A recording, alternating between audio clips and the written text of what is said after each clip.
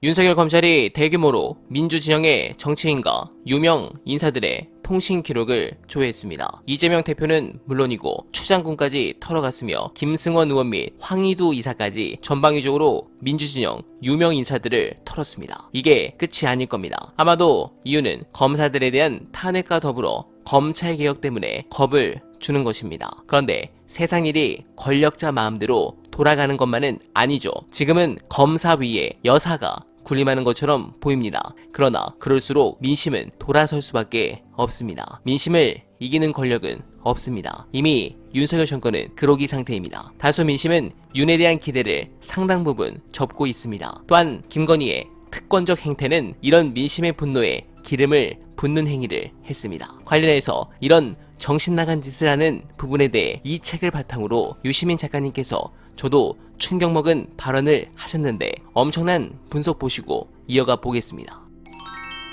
민주주의의 핵심은 평화적이고 합법적이고 순조로운 정권교체가 일어나느냐 안 일어나느냐인데, 이게 되기 위해서는 진 쪽이 패배를 선선히 받아들여야만 그 게임이 지속된다는 거예요. 그러면 이제 어떨 때 선거에 진 세력이 선선히 패배를 수용하느냐. 네. 이게 이제 두 가지 조건이 있다고 저자들은 얘기를 해요. 첫 번째 조건이 그거예요. 다음에는 우리도 이길 수 있어. 열심히 잘하면 다음번에 우리가 이길 수 있어. 이런 희망, 이게 있어야 되고, 두 번째는 지면 죽는다. 이게 없어야 된대요.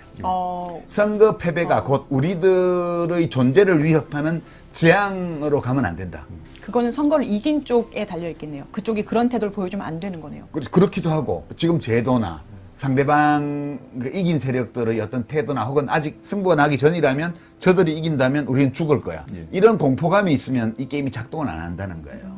그래서 이게 이제 정치 문화와 관련된 건데, 우리가 선거에서 패배하면 곧 우리는 죽는다는 생각을 가질 필요가 없는 조건이 돼야 된다. 네, 어쩌면 희망적이면서도 또 반대로 절망적이기도 합니다. 여러분들은 이 영상을 보시고 어떤 생각을 하셨나요? 댓글로 부탁드립니다. 지금부터 중요한 말씀을 드리겠습니다. 저들은 정권이 교체된다면 이재명 전 대표께서 자신들을 다 청산할 것이란 두려움이 있을 겁니다. 그래서 민주주의를 이렇게 무너뜨리고 있는 것이란 생각도 들었습니다. 그렇습니다. 다른 건 모르겠지만 이번 총선 때 수박들이 다 썰려 나가는 것을 보면 이재명 전 대표께 만약 대통령의 권한이 있다면 민주진영은 지금까지 경험하지 못한 정치적 효능감을 줄 것이라 저는 확신합니다. 그래서 저는 지금부터 윤석열 탄핵 빌드업을 해야 된다고 확신합니다. 역풍 그런 거 없습니다. 워낙 두창이는 인기가 없고 지지층 내에서도 탄핵에 대한 두려움 때문에 여론조사상 지지한다고 하는 거지, 이번에 한동훈이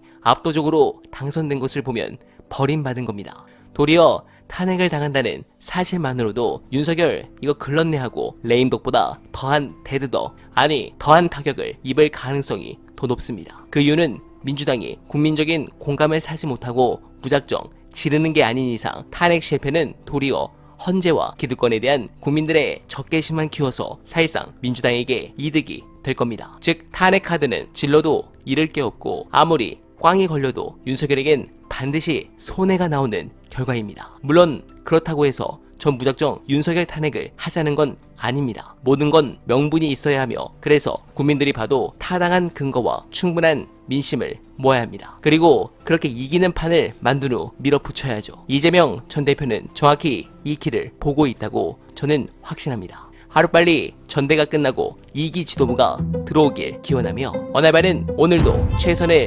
다하겠습니다. 여러분 고맙습니다.